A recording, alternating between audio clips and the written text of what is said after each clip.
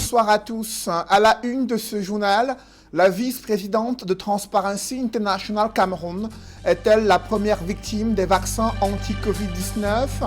Décédée dans des circonstances troubles après avoir pris une première dose de vaccin, ses proches s'inquiètent, mais le gouvernement s'en remet à une enquête visant à déterminer les causes réelles de sa mort et les supposés liens avec les vaccins anti-Covid qui ont été administrés à cette dame. Dans ce journal, nous ferons le point sur la stratégie de lutte contre la pandémie du coronavirus au Cameroun et l'annonce de l'ouverture de la campagne vaccinale au grand public et les critères définis par le gouvernement.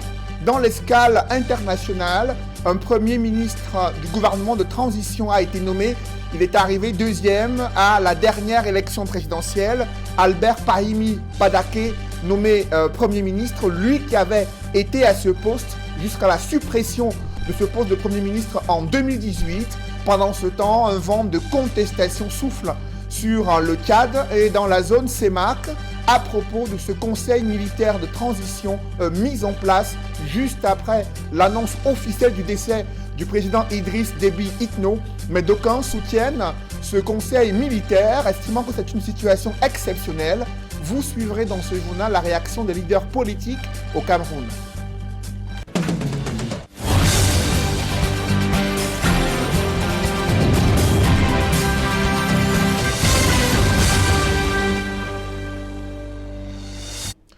Merci de suivre cette édition complète de l'information sur Equinox Télévision. La nouvelle concerne la vice-présidente de Transparency International, décédée dans des circonstances troubles alors qu'elle avait pris une dose de vaccin anti-Covid-19. Ses proches s'inquiètent, dénonçant un supposé lien entre l'administration de ce vaccin et son décès subit. Cependant, le gouvernement appelle à la prudence. Le directeur de la pharmacie au ministère de la Santé publique révèle qu'une enquête est en cours. Elle vise à déterminer les causes profondes, les causes réelles de la mort de cette dame et déterminer si des liens existent avec le vaccin qui lui a été administré.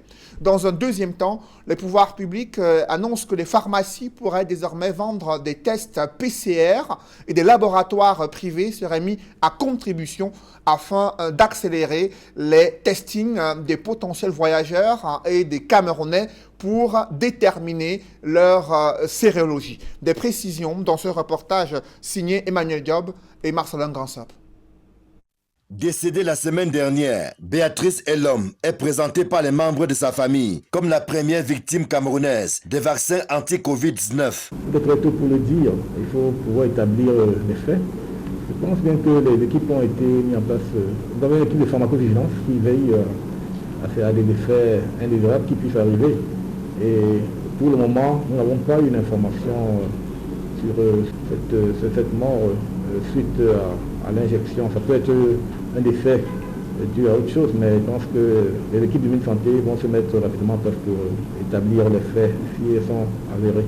Alors que les demandes ne cessent de croître, les officines de pharmacie seront désormais mises à contribution pour effectuer des testings massifs et ainsi désengorger les centres de dépistage mis en place par le ministère de la Santé publique. Les tests de diagnostic rapide homologués seront disponibles dans les officines de pharmacie d'ici un mois pour permettre un testing massif et pour couvrir tout le territoire. Il en est de même de l'administration des vaccins. Nous avons aussi obtenu que ces vaccins, qui sont au nombre de 4, soient distribués dans les officines de pharmacie. D'ici un mois, les pharmaciens vont dispenser les vaccins, comme les vaccins contre la tuberculose, contre l'hépatite B. Le Conseil national de l'ordre des pharmaciens a également obtenu du gouvernement que les tests PCR soient également réalisés dans les laboratoires privés de biologie. Les laboratoires privés de biologie de qualité détenus par les médecins et les pharmaciens. Car voyez-vous, lorsqu'on veut voyager aujourd'hui, parfois, il y a engorgement dans les services publics. D'ici un mois, les structures privées de laboratoire feront des tests PCR sous la conduite du ministère de la Santé.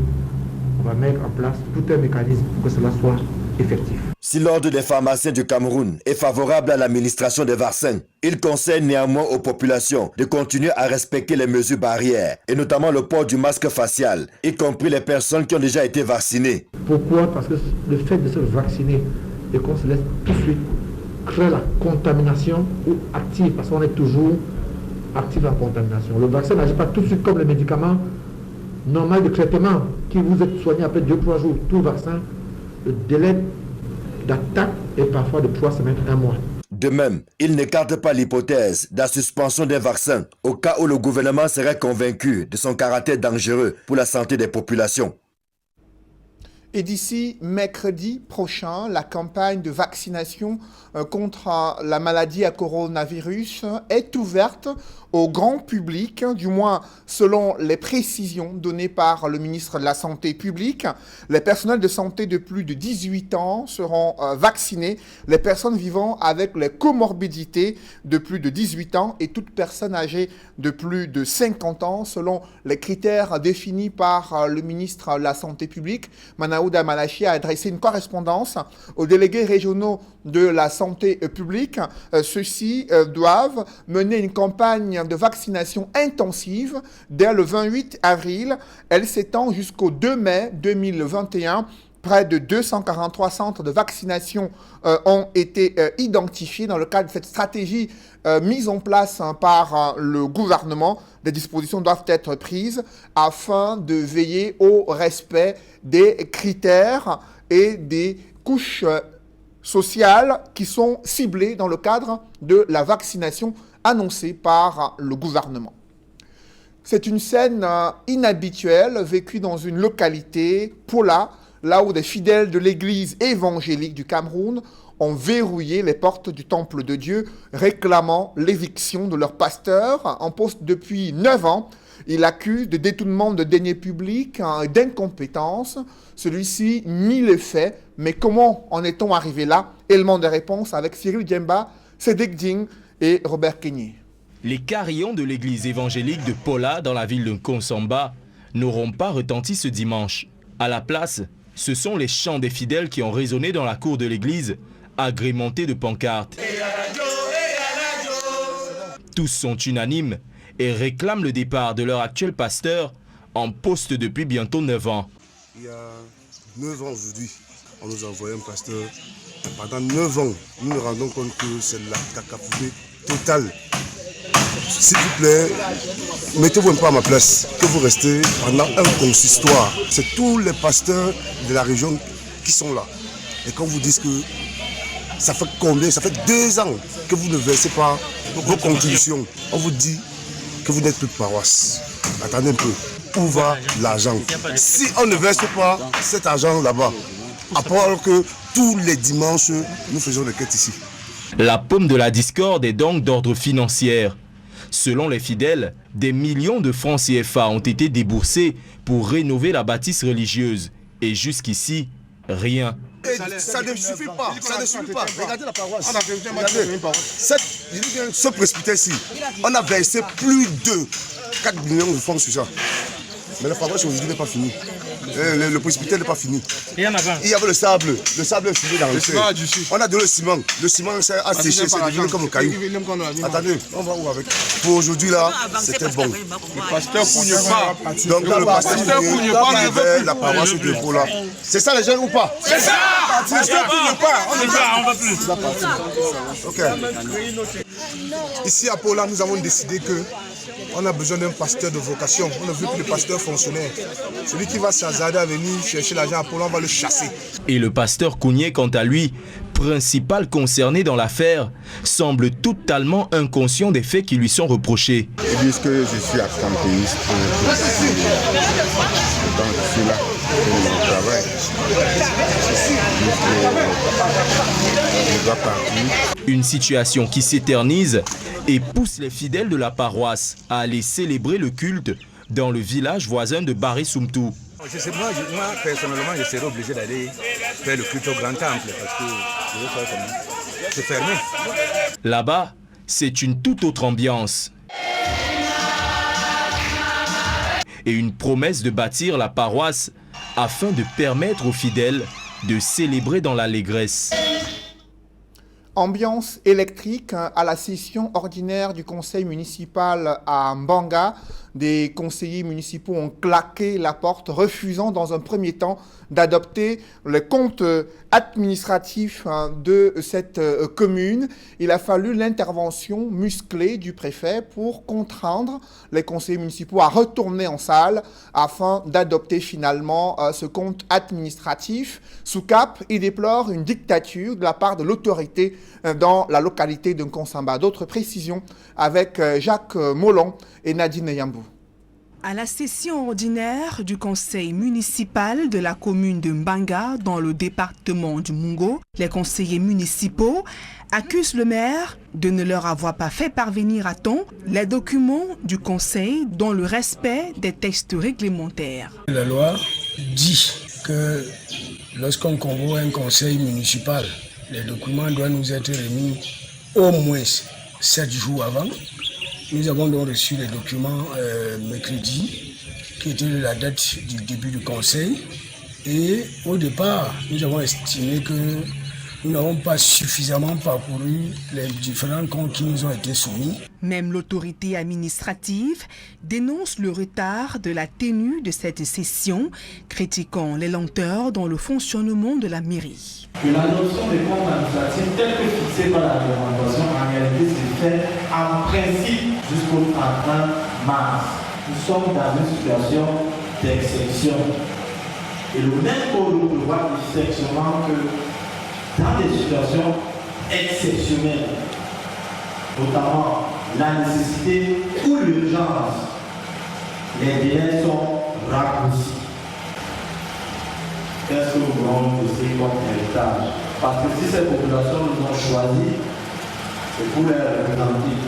Et si nous avons toutes les solutions, faisons-le pour le plaisir des populations pour lesquelles nous sommes là. Dans ce cafouillage observé, les conseillers municipaux vont quitter la salle des travaux avant d'y revenir quelques heures plus tard, après de longues négociations. Citée à la barre, Madame le maire, Henriette Ndale Ndjagé, rejette toutes ces accusations et parle plutôt d'une incompréhension avec ses conseillers municipaux. C'est des incompréhensions et des fausses nouvelles qui circulent. Personne n'est parfait. Donc je me rends compte que, bon, pendant que je crois bien faire, il y en a qui trouvent que c'est pas total. En plus des conseillers municipaux, les chefs traditionnels déplorent l'absence de dialogue entre les collectivités territoriales et les chefferies traditionnelles. On ne nous a même pas donné la parole là-dedans. On nous a tout simplement demandé de libérer la salle parce que Madame le maire veut rester avec les conseillers. Même Yaoundé ne laisse pas la corde. Que Yaoundé laisse la corde et qu'il y ait dialogue, ça va marcher.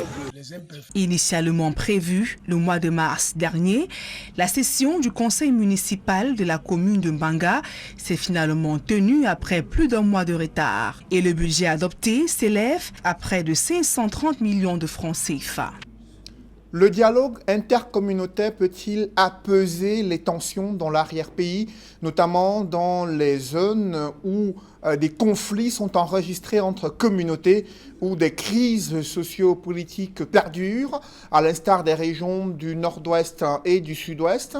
Dans la localité de Nkonsamba, les communautés se sont retrouvées sous l'égide du REDAC, avec l'appui du Haut-Commissariat du Canada au Cameroun, afin de pouvoir discuter des problèmes auxquels ils font face et y trouver des solutions consensuelles. Compte rendu, Cyril Djemba et Isabelle Carole Zoupet.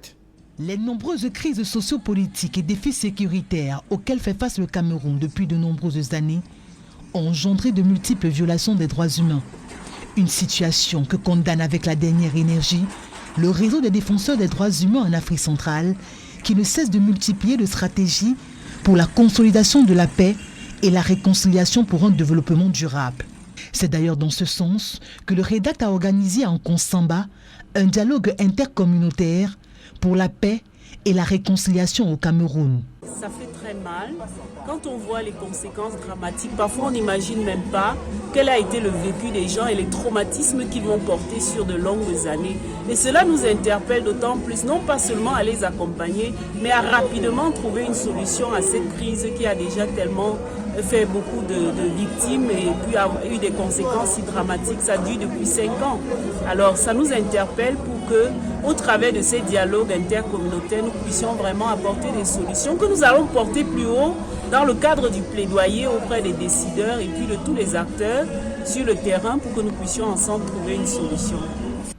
Objectif, mettre ensemble les Camerounais vivant dans les zones en conflit et ceux n'y vivant pas, afin de partager leur expérience des crises sociopolitiques que vit le pays, leur incidence et poser les bases d'un dialogue franc et inclusif. Vous avez commencé à vous habituer que vous ne pouvez rien être sans l'autre.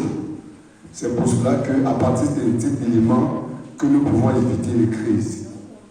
Je vous assure, pour ceux qui ont vécu ces moments, on dessinait deux villages, un village pour les déborder dans l'autre. Et ce qui ne vous suffit pas déjà pour vous-même, vous êtes obligé de partager avec les autres parce qu'ils sont en détresse. Vous êtes obligé de les accepter.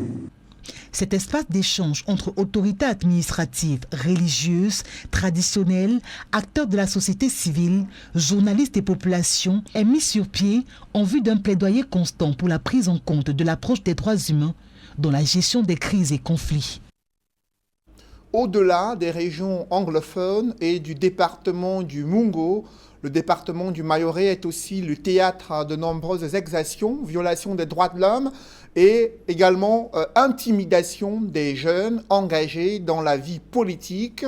Illustration avec Célestin Yandal, maire UNDP de Toubouro, invité de l'émission La Vérité en face. Il a dénoncé l'abus de pouvoir de certaines autorités traditionnelles et personnalités politiques empêchant des jeunes de choisir une autre voie, une voie autre que celle tracée par les élites politiques dans le Grand Nord. Je vous invite à l'écouter. Faire de la politique dans le Mayorais, il faut s'attendre forcément à deux choses. Lesquelles? Soit on vous tue et que rien ne va plus se passer. Si vous avez la chance, on vous jette en prison. En 1996, précisément en janvier, un député de la nation, au nom de Haman Adama, avec l'autorisation du Lamido Père, le feu Majesté Amadou Abdoulaye, une délégation des députés et des militants de l'UNDP, avec l'aval pour faire la paix et préparer les élections municipales de 1996, il a autorisé qu'un meeting se tienne à Reybouba. Ces militants, naturellement, se sont déportés dans cet arrondissement.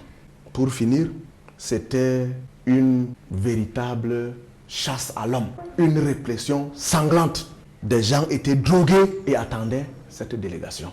C'était précisément le 8 janvier 1996. Et le 18, ce député meurt de suite de traumatisme à Yaoundé. Jusqu'aujourd'hui, on n'en parle pas. Si Yandal essaie de parler, on dit que Yandal veut réveiller les démons. Il y a le député Koulaya Nana, le feu maire de Toubouro. Député de Toubouro, c'est-à-dire il était tête de liste à l'époque. Mais il a été excommunié de sa circonscription d'élection pendant toute la mandature. Il y avait au moins 50 barricades en route pour empêcher Koulaya de rentrer dans sa circonscription d'élection. Et il a été jeté en prison pendant qu'il était député. Durant cet entretien, le membre du comité central de l'UNDP, Célestin Yandal, a dénoncé la situation chaotique des cotonculteurs dans sa localité. Non seulement il déplore la chute drastique des prix du coton, mais également les retard dans le paiement des droits des cotonculteurs après qu'ils aient vendu l'essentiel de leur production, des cotonculteurs qui tirent le diable par la queue dans le Grand Nord. Dénonciation faite par Célestin Yandal que je vous invite à écouter une fois de plus. L'assaut de coton qui est pour tout le Grand Nord, la structure après l'État qui emploie. Les employés de l'assaut de coton ne sont pas que les agents qui travaillent, mais même les agriculteurs qui travaillent pour faire fonctionner l'usine. Malheureusement, ces agriculteurs, leur pauvreté se tire également du fait qu'ils ne profitent pas véritablement de leur dur labeur. Cette situation s'explique du fait que l'État ne prend pas véritablement ses responsabilités. Parce que nous avons des sources bien introduites à la soie de coton. Qu'il n'y a pas de subvention de l'État à la soie de coton. L'État ne subventionne pas la soie de coton, qui est la seule entreprise du Grand Nord. Ce que j'ai compris, c'est que ce n'est pas la direction générale. Mais il y a une confédération nationale de producteurs de coton. Cette boîte mafieuse qui est à Garoua et qui se fait comme avocat des agriculteurs. Cette confédération, dont le mandat est déjà échu depuis 4 ans, a trouvé des moyens, des stratagèmes de faire proroger en demandant au directeur général, le directeur général qui demande l'avis au Minader, qui proroge. Les cotonculteurs n'ont pas un syndicat dit de ce nom pour défendre leurs droits. Mais il revient aux cotonculteurs de s'organiser. De s'organiser. Voici donc l'organisation qui devrait donc jouer ce rôle, mais qui se résume à sucer, qui se résume à se sucrer du dur labeur de ces cotonculteurs. Parlons à présent de la situation au Tchad, un pays voisin du Cameroun.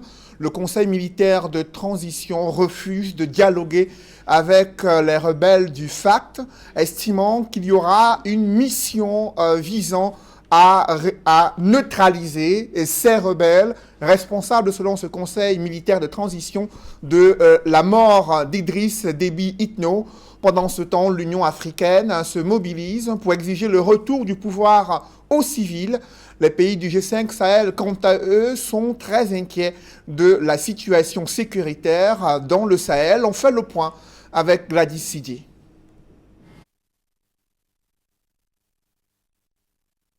L'heure n'est ni à la médiation ni à la négociation avec les hors-la-loi. La déclaration est celle du général Azem de la junte au pouvoir au Tchad. Le Conseil militaire de transition a opposé une fin de non-recevoir aux rebelles. Il demande l'appui des partenaires pour arrêter les rebelles présents dans les différents pays du G5 Sahel. Le Tchad en appelle à la coopération et à la solidarité en vertu des différents accords qui lient les différents pays afin de faciliter la capture et la mise à disposition de la justice des rebelles responsables de la mort de plusieurs dizaines de soldats. Les FARC de leur côté s'étaient dit disposés à un cessez-le-feu suite à une médiation lancée entre les militaires et les rebelles par les présidents du Niger et de la Mauritanie, membres de l'organisation du G5 Sahel. Nous avons répondu positivement à la médiation du Niger et de la Mauritanie et avons affirmé notre disponibilité à observer une trêve, a affirmé le chef du FARC. Mais au même moment, selon lui, ces troupes continuaient de se faire bombarder par l'armée tchadienne. Ainsi a-t-il déclaré, s'ils veulent faire la guerre, on fera la guerre. Si on nous attaque, on va répliquer. Au milieu de cette guerre entre rebelles et conseil militaire de transition au Tchad, l'Union africaine exige le transfert du pouvoir aux autorités civiles. Dans un communiqué, le Conseil de paix et de sécurité de l'Union africaine a fait part de sa grave préoccupation quant à l'instauration d'un conseil militaire dirigé par le fils du défunt président. Le communiqué appelle également à un dialogue inclusif et demande à la Commission de l'Union africaine, présidée par le Tchadien Moussa Faki Mahamat, de constituer rapidement une mission d'enquête de haut niveau au Tchad. Le communiqué souligne que la situation au Tchad constitue une menace potentielle pour la paix et la stabilité du pays lui-même, mais aussi de ses voisins et de tout le continent. Et la société civile tchadienne, elle, appelle les populations à manifester. La coordination des actions civiles a appelé les Tchadiens à descendre dans la rue sur l'ensemble du territoire. Les acteurs dénoncent la partialité de la France, accusée de cautionner la succession dynastique dans leur pays. L'appel à manifester, lancé par la société civile tchadienne, prend effet mardi 27 avril 2021. Le chef du gouvernement de transition au Tchad est connu selon un décret signé par Mahamat Idriss Déby. C'est Albert Pahimi Padaké qui a été nommé Premier ministre du gouvernement de transition au Tchad. décret officialisé ce jour. Il était arrivé deuxième à la dernière élection présidentielle du 11 avril avec 10% des voix, loin derrière le défunt président qui a été réélu dès le premier tour avec près de 80% des voix exprimées en sa faveur. Pahimi Padake avait occupé les fonctions de Premier ministre jusqu'en 2018, date de suppression de la fonction. Il sera à la tête d'un gouvernement de transition dont les membres seront nommés et revoqués par Mahamat Idriss Déby, fils de l'ancien président. Et ce maintien du Conseil militaire de transition suscite de vives critiques en zone CEMAC. Des leaders politiques au Cameroun déplorent un coup d'État constitutionnel orchestré pour favoriser le maintien du régime Déby au pouvoir, une situation qui risque d'être explosive pour ce pays et avoir des répercussions sur le plan géostratégique. Un avis que ne partagent pas d'autres analystes et leaders politiques camerounais. Ils estiment que c'est une situation d'exception qui justifie la mise en place d'un conseil militaire. L'objectif est de lutter contre les bandes armées terroristes dans le Sahel. Le regard croisé de la classe politique camerounaise sur la situation au Tchad, c'est avec Flavien Valodongo.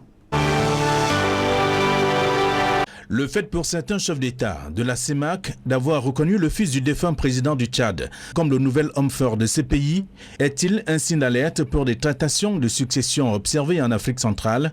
À cette question, certains acteurs politiques de l'opposition révèlent que les constitutions des pays qui implémentent ce phénomène sont piétinées. Si on laisse courir dans l'opinion l'idée selon laquelle c'est en violant la constitution qu'on préserve la stabilité, alors il faut qu'on ait l'honnêteté intellectuelle de se poser la question de savoir à quoi nous servent les constitutions. Parce que précisément, la loi fondamentale est là pour aménager l'organisation des pouvoirs au sein de l'État, y compris ce qu'on appelle en droit constitutionnel les pouvoirs exceptionnels. Le Gabon, le Congo-Kinshasa et désormais le Tchad parlaient-ils au Cameroun? Pour le militant du parti au pouvoir, l'équipe de transition mise en place au Tchad ne saurait laisser indifférents les leaders qui plus ou moins redoutent l'insécurité. Je veux dire, cette idée-là de ce qu'une déflagration au Tchad constituerait une menace, non seulement pour les Tchadiens, mais également pour l'ensemble des pays de la sous-région, a fait que le président de la République, qui jusqu'ici n'a pas dit qu'il apportait une caution ou alors un adoubement à la junte militaire, vous voyez très bien qu'il a dépêché aux obsèques du Idriss Déby, le chef des armées, le ministre des armées. Tout simplement parce que cette préoccupation-là, elle est sous-jacente, elle conditionne l'ensemble des positions que les gens plus ou moins prennent. Le panafricaniste et militant de l'Union des populations du Cameroun souligne que le choix du fils d'Idriss Déby de succéder à son père pour une transition pacifique au Tchad n'est pas un fait du hasard. Par ailleurs, ajoute-t-il, le départ du président Biya du pouvoir au Cameroun ne saurait connaître le même sort. L'avocat et militant du mouvement pour la renaissance du Cameroun et allié, qui n'éprouve pas la vie de l'Union des populations du Cameroun, s'appuie sur l'exemple du Tchad actuel et selon lui, soutenu par le chef de l'État du Cameroun pour exprimer ses inquiétudes malgré l'existence de la Constitution. Et je suis inquiet quand je vois que le Cameroun viole la Constitution tchadienne en adressant un courrier à une junte militaire. Le Cameroun viole ses propres textes en le faisant, parce que ne serait-ce que l'article 2 de la Charte africaine de la démocratie, des élections et de la gouvernance que le Cameroun a ratifié, s'oppose formellement à toute transmission du pouvoir hors des mécanismes constitutionnels. Et dans le cas d'espèce, on a un coup d'État militaire qui débouche sur une transmission dynastique du pouvoir, parce que le putschiste en chef, comme tout le monde peut le voir, n'est autre que le fils du défunt président. Au regard de toutes ces réactions, l'on comprend que la situation qui prévaut au Tchad en ce moment, non seulement le bas peuple, mais plus encore des acteurs politiques de l'opposition camerounaise, qui voient certainement le Gabon, le Congo-Kinshasa et le Tchad parler au Cameroun. Le groupe Equinox confirme son leadership dans le paysage audiovisuel camerounais. Il vient de rafler la mise lors de la 4e édition des Awards de Médiatude. Lors de l'événement organisé à Yaoundé, une dizaine de distinctions ont été remises à Equinox Radio et Télévision, sacrée meilleure radio et meilleure chaîne de télévision, selon des Camerounais qui ont participé à un vote populaire plébiscitant la chaîne du peuple et la radio dont le ton change le temps. Et dans la même veine, des journalistes et animateurs de la chaîne du peuple ont été plébiscités, meilleur animateur, meilleure présentatrice des JT, également Equinox Soir, meilleure chaîne, meilleure émission de l'année pour une deuxième fois consécutive, des récompenses qui démontrent le leadership, le professionnalisme des journalistes et animateurs de la chaîne de télévision Equinox et sa radio Equinox Radio. Vivez ces temps forts de la 4e édition des Awards des médias avec Marcelin Gansop. Alors, présentatrice de l'année, Julienne Berg-Bissaï. Voici 4 ans que Equinox Télévision et Radio illumine les Awards des médias organisés par Médiatude pour l'édition 2021 qui récompense en fait le travail abattu en 2020. Votre chaîne préférée s'en tire avec une dizaine de prix parmi les plus prestigieux. Les lauréats sont aux anges au moment de recevoir leur trophée. C'est un plaisir pour moi et un honneur de recevoir cette distinction de Médiatude. Je voudrais remercier le comité d'organisation, remercier également mes patrons, le PDG, le directeur d'exploitation d'Equinox Télévision pour l'opportunité qu'ils me donnent au quotidien d'exprimer mon talent. Merci à chacun d'entre vous qui a pris la peine de voter pour Esther Maët dans la catégorie meilleure animatrice de l'année 2020 au Cameroun. Merci. Je veux dire merci à la chaîne qui m'emploie, cette grande et puissante chaîne de télévision. Si ce moment récompense les efforts faits par les uns et les autres pour installer Equinox TV et Radio sur le toit de l'Afrique, il se veut également une invite à travailler encore davantage, malgré un environnement qui n'est pas du tout facile. C'est une récompense des moments de travail assez intenses et rudes, mais c'est aussi une récompense pour une passion qu'on fait, celle de faire du journalisme, et uniquement du journalisme. Donc je voudrais dire merci à tous ceux qui ont voté. Je dis merci également à la grande équipe de Médiatude qui chaque année améliore la qualité de l'organisation de cet événement. Et remercier aussi tous ceux qui nous suivent au quotidien, qui réagissent à la qualité de nos programmes sur Equinox Télévision. Enfin, une pensée pour les confrères qui sont emprisonnés, qui ont du mal à exercer ce métier au Cameroun en raison d'un environnement pas toujours évident. Entre autres prix reçus au cours de cette 4e édition des Awards de Médiatude, celui de meilleur journaliste et présentateur du journal avec Cédric Noufélé, de meilleur reporter avec Jean-Paul Chouniat, de meilleur animateur et animatrice avec Michel Ngachou et Esther Maët, et autres meilleures présentatrices du journal avec Julienne Berg-Bissaï. Que de lauriers reçus, et pourtant Equinox Télévision et Radio n'entendent pas s'arrêter en si bon chemin. C'est d'autant que quelques-uns de ces programmes phares, à l'instar de Equinox Soir, Droit de réponse et autres regards social continuent de rafler la mise. Au même moment que la radio et la télévision sont plébiscités depuis 4 ans par des téléspectateurs, auditeurs et internautes avisés. Précisons que cette cérémonie, qui s'est tenue pour la première fois à Yaoundé, a récompensé plusieurs autres acteurs des médias camerounais et a marqué l'année 2020. Le trophée, c'est quoi ? Mesdames, messieurs, c'est la fin de ce journal. Merci de l'avoir suivi. Juste après cette édition de 20h, retrouvez Serge Alain Autou et ses invités sur le plateau d'Equinox Soir, meilleure émission de l'année pour la 2e fois consécutive. Serge Alain. Voilà, justement, devant moi, les différentes distinctions. Chaîne de télé de l'année, Equinox Télévision, madame, monsieur, voilà. Radio de l'année, Equinox Radio. L'émission de l'année, votre émission Equinox Soir. Le talk show de l'année, Equinox Soir, une fois de plus. Voilà, Cédric, vous avez double lauréat, c'est ça? Journaliste de l'année et meilleur présentateur JT.